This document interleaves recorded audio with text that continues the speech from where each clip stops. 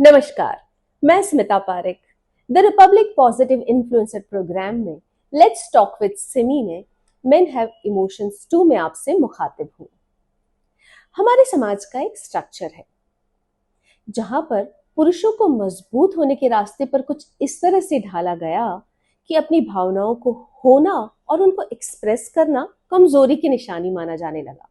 ये कहाँ कहा गया है कि भावनाओं का होना सिर्फ स्त्रियों वाली बातें हैं, और ये कहाँ सिखाया गया है कि भावनाओं को या अपनी फीलिंग्स को या कोई अगर आपके अंदर इशू चल रहा है उसे अंदर ही अंदर सहते रहना और धीरे धीरे उस इशू का इस कगार पर आ जाना कि मानसिक संतुलन ही एक भयानक स्थिति में हो जाए।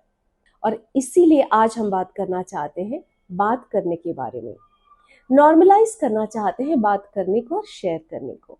जी हाँ, मेन हैव इमोशंस टू में आज हम यही बात करेंगे। तो हमारी सोसाइटी का ना एक पैटर्न है। उस पैटर्न में पहले शिक्षा, फिर करियर और फिर घर संसार, ये तीनों बातें एक के बाद एक चलती है। और उस दरमियान में पुरुषों के अंदर बहुत सारी चीजें होती है, चाहे वो स्कूल के प्रारंभिक दिन हो या कॉलेज के टाइम में रैगिंग या कोई और इश्यूज हो, प्रोफेशनल लाइफ में इश्यूज हो या फिर मैरिड लाइफ के इश्यूज हो। हम स्त्रियां तो अपनी किसी सहेली या रिश्तेदार से अपने दिल की बातें साझा कर लेती हैं, लेकिन पुरुष ऐसा कर नहीं पाते। और अगर करना भी चाहते हैं तो उन्हें ये कह दिया जाता है कि क्या स्त्रियों वाली बातें कर रहा है, या रो क्यों रहा है, या come on be a man. Now being a man has several aspect, उसके बारे में हम बहुत ही विस्तार में बात करेंगे। लेकिन बीइंग अ मैन इनफ, ये किसने कहा that you do not have right to express yourself, or you do not have right to feel, or you do not have right to feel low, and if you want to feel overwhelmed and stop for a while, it's actually not being a man enough। तो यही तो बात करनी है। और अगर आप अपने किसी दोस्त या रिश्तेदार से बात करने में कंफर्टेबल नहीं है तो आप किसी प्रोफेशनल काउंसलर या साइकियाट्रिस्ट की मदद ले सकते हैं। यकीन मानिएगा, मैंने बहुत लोगों को ये कहते सुना है कि ये तो अमीरों के चोचले हैं। लेकिन अगर जिंदगी के किसी कदम पर आप अटक गए हैं या कोई एक ऐसा पहलू है जिसका सोल्यूशन आप खुद नहीं निकाल पा रहे हैं, तो किसी प्रोफेशनल काउंसलर की मदद से एक लॉजिकल कंक्लूजन पर पहुंचा जा सकता है। इसका मतलब हरगिज ये नहीं है कि आपके पास अपनी जिंदगी के सॉल्यूशंस नहीं है। तो आइए ना मिलकर नॉर्मलाइज करते हैं बात करने को। अगर आप बात करेंगे और हाथ आगे बढ़ाएंगे तभी तो सामने वाले को पता चलेगा कि आपको मदद की जरूरत है। हम सब अपनी जिंदगी को ट्रायल एंड एरर के बेसिस पर जीते हैं। किसी को भी जिंदगी का फर्स्ट हैंड तजुर्बा पैदा होते ही नहीं आ जाता, या कोई जिंदगी को जीने में परफेक्ट नहीं होता। हम सभी गलतियां करते हैं और अपनी जिंदगी की गलतियों को ही सुधार कर आगे बढ़ते हैं। कभी किसी और की जिंदगी आपके ऊपर या आपके सिचुएशन पर लागू नहीं होती। सबके हालात अलग अलग होते हैं। इसीलिए अगर आपके हालात कुछ इस तरह से हैं जहां आपको सोल्यूशन नहीं मिल रहा, या बहुत डार्कनेस फील हो रही है, या ओवरवेल्म फील हो रहा है, तो आप 100% बात कर सकते हैं, और बात करने से ही सोल्यूशन मिलता है। जून का महीना मेंस मेंटल हेल्थ मंथ के रूप में मनाया जाता है, और मेन हैव इमोशंस टू में हमारा यही प्रयास है कि अगर हम एक भी लाइफ को इंस्पायर कर सकें कि वो आगे बढ़े और अपने दिल की बात शेयर करें, तो इसी में हमारी खुशनसीबी होगी। भीतर ही बेहतर सहन करना मानसिक रूप से बहुत बड़े ब्रेकडाउन का कारण भी बन सकता है।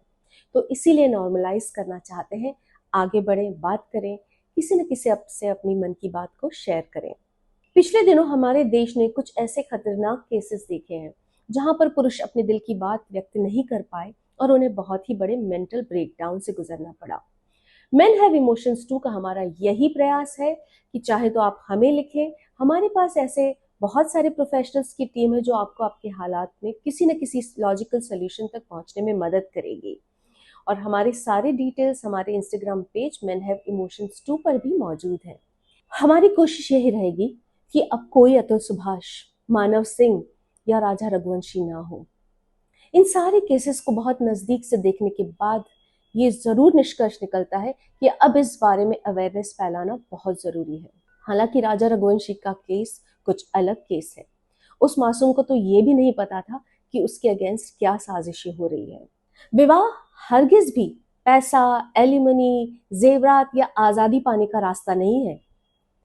और किसी मासूम की जिंदगी को डिस्ट्रॉय करने का रास्ता तो बिल्कुल भी नहीं है। अगर आपको अपने अधिकार और आजादी की परवाह है तो किसी मासूम की जिंदगी को डिस्ट्रॉय करने का अधिकार आपको बिल्कुल नहीं है।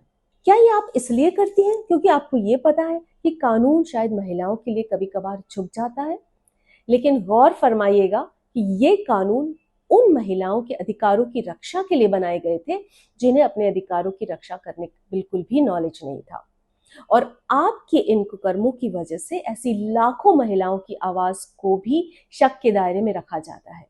और शायद इसीलिए इट्स हाई टाइम कि अब पुरुषों के अधिकारों के लिए भी कानून बनाए जाएं ताकि झूठे आरोपों के डर से पुरुष अपने अधिकारों के हनन होने से बचें। बेटी पढ़ाओ बेटी बचाओ इस अभियान की सक्सेस हम जैसी कई बेटियों को बहुत लाभ पहुंचा चुकी है और इसके लिए सरकार के हम बहुत बहुत शुक्रगुजार हैं। लेकिन बेटी पढ़ाओ बेटी बचाओ अभियान के साथ अब ये बताना भी बहुत जरूरी है कि आपके अधिकार बहुत जरूरी हैं और बहुत नेसेसरी हैं आपके लिए, और उनका हनन कोई भी कभी नहीं करना चाहिए। लेकिन आप किसी और के अधिकारों को डिस्ट्रॉय ना करें, क्योंकि we strongly believe that men have emotions too. और हमारे आज के इस एपिसोड में हमारी यही कोशिश रहेगी कि हम इस बात को नॉर्मलाइज कर सकें कि बस बात करने से ही बात आगे बढ़ेगी। सो प्लीज हाथ आगे बढ़ाएं and start talking, start sharing. नमस्कार।